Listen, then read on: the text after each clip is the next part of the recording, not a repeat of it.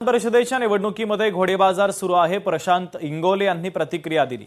लोकशाही दाबण्याचा प्रस्थापितांचा डाव हाणून पाडणार.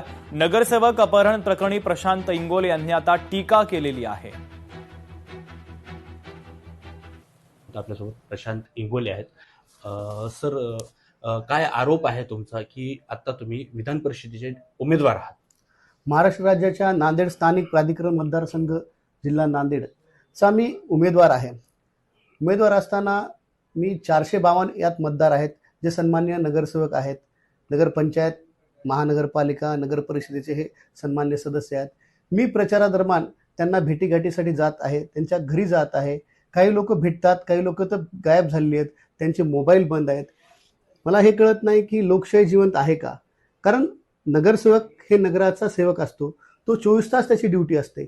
सकाळी नाली, कचरा, पाणी, लाईट या सगळ्या समस्या जनतेच्या तो जाणणारा व्यक्ती असतो. तोच गायब आहे. या इलेक्शनमध्ये त्याचं किडनॅप कोण केलंय? मी उद्या सकाळी ऑब्झर्व्हर यांची भेट घेणार आहे आणि त्यांना म्हणणार आहे की नगरसेवक गायब कुठे झाले, त्यांचं अपहरण झालेलं आहे का? आज बघा, माझ्याकडे पूर्ण लिस्ट आहे नगरसेवकाची. ही लिस्ट आहे.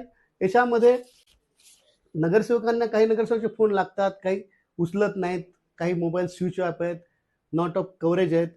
म्हणजे गेले कुठे नगरसेवक? जेव्हा मी फॉर्म विड्रॉल करायला गेलो, पाठिंबा जाहीर करायला गेलो, मला तिथं कळलं की काँग्रेसच्या उमेदवारांनीच विड्रॉल केलेलं आहे. म्हणून आम्हाला आश्चर्याचा धक्का बसला की लोकशाही जिवंत आहे का? म्हणून आमचा फॉर्म आम्ही कायम ठेवून आम्ही प्रचाराला मागील 5 तारखेपासून लागलो. आज 11 तारीख आहे. आम्हाला नगरसेवक, काही नगरसेवक घरी भेटत नाहीत. कुठं गायब झालेत, काय झालेत, याची आम्हाला चिंता लागते. कमलाकर बिरादर, लोकशाही मराठी, नांदेड. लोकशाही मराठी ऐका, पहा, जागरूक रहा.